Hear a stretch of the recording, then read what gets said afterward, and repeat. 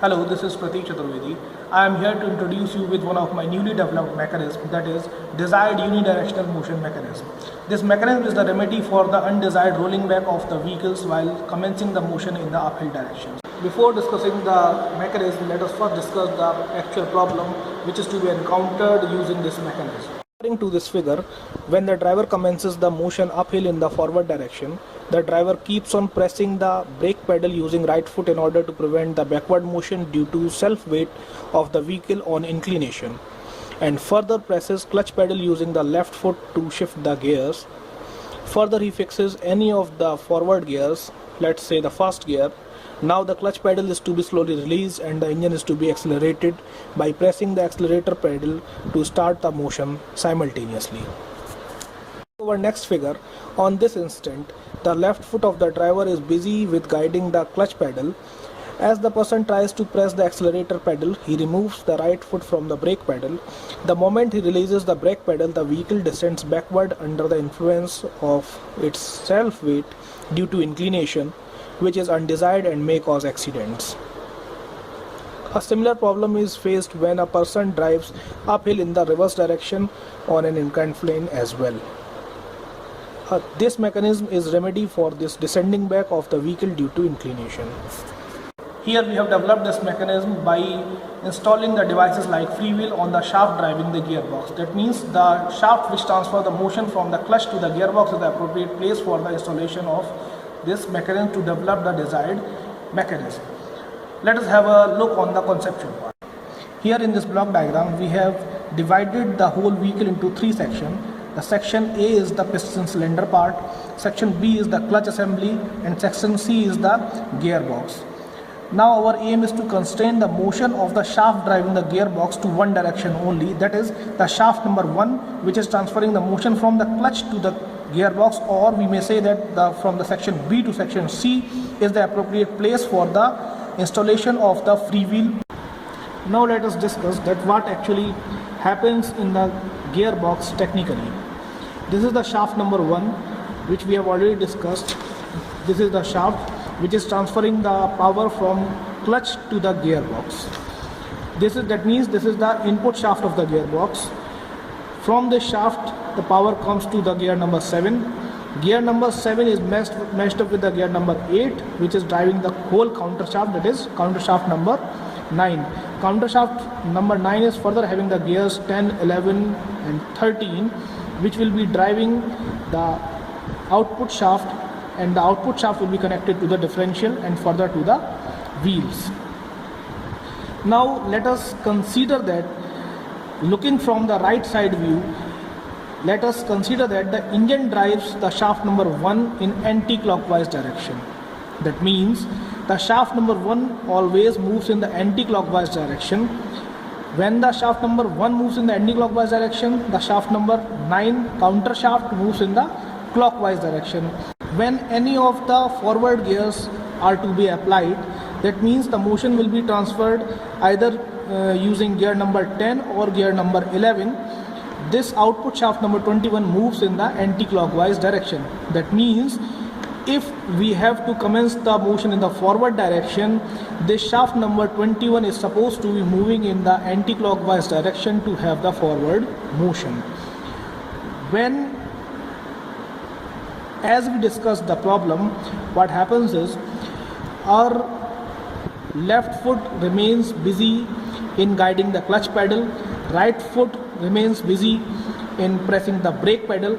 As soon as we release the brake pedal to accelerate the engine, at the instant when we remove our foot from the brake pedal, this shaft number 1 gets free from the clutch. That means this clutch disengages and this shaft number 1 becomes free to move under the influence of shaft number 21. Shaft number 21 moves under the self-weight of the vehicle due to inclination. So our aim is to restrict the motion of the whole gearbox under the influence of the wheels or the self-weight due to inclination. Ultimately what we have done is we have installed this freewheel, which we have designated as number 2. This freewheel is installed in such a way that this allows only the anti-clockwise direction of the input shaft of the gearbox. When we are commencing the motion in the uphill direction, this shaft number 21 is supposed to be moved in the anti-clockwise direction.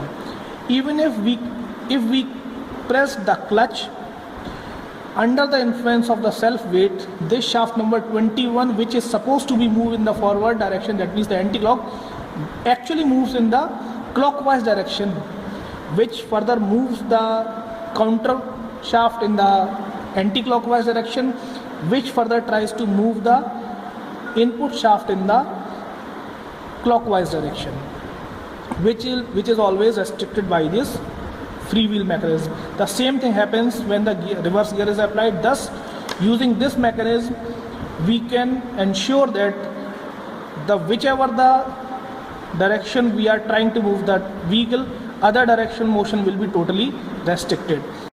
In the concept, we discussed that the motion of the shaft driving the gearbox is to be constrained by the application of freewheel on it. The constrained motion of the shaft driving the gearbox may also be achieved by application of freewheel on any other shaft, which always remains meshed up with the said driving shaft. So here in this model, we have installed the freewheel on the shaft extended from the counter shaft. Here this is the working model which we have developed using the desired unidirectional motion mechanism. Here we may see that this is the piston cylinder assembly, that is the section 1. Here this is the clutch assembly, which is section 2. Here to here this is clutch assembly, and here this is the gearbox. We may see that there is a pedal given here. This pedal is the clutch pedal. Here is the gear shift levers, and here we may see that here we have installed our mechanism, that is desired unidirectional motion mechanism. This is the wheel showing the direction or the motion of the vehicle. Here in this model we may see that two shafts are extended. This shaft is extended from the output shaft of the gearbox, that is this shaft will show the direction of the motion of the vehicle. This is the wheel which will show the motion of the vehicle. This is the forward direction, and this will be the reverse direction. There is another shaft, this one, which is extended from the counter shaft of the gearbox. On this counter shaft, the freewheel is installed. This is the freewheel. We may see that the freewheel is having the two races. This one is the inner race and this one is the outer race. The outer race is fixed with the frame of the engine, and the inner race is fixed with the shaft extended from the counter shaft of the gearbox. Here we are using this electrical motor to drive the whole mechanism. Now we may see that the engine is working.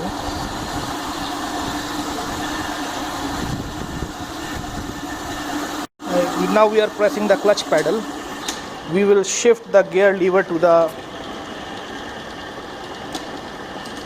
first gear. This is the first gear. We have released the clutch. We may see that the wheel is showing the forward motion of the vehicle. Now we will press the clutch again. Now we have pressed the clutch. We may see that the forward motion of the vehicle is allowed, while the rearward motion of this wheel is totally restricted. Where I am trying to move this wheel rearward, but it is not moving. Forward motion is allowed. The same will happen in the reverse gear as well. Now we are shifting this lever to the reverse gear, and here we have given the reverse gear. The wheel is now moving in the reverse direction. Again we are pressing the clutch. After pressing the clutch, this wheel is allowed to move in the reverse direction, but it is restricted for the forward direction. This is how this mechanism actually works, and the patent has been already filed on this mechanism.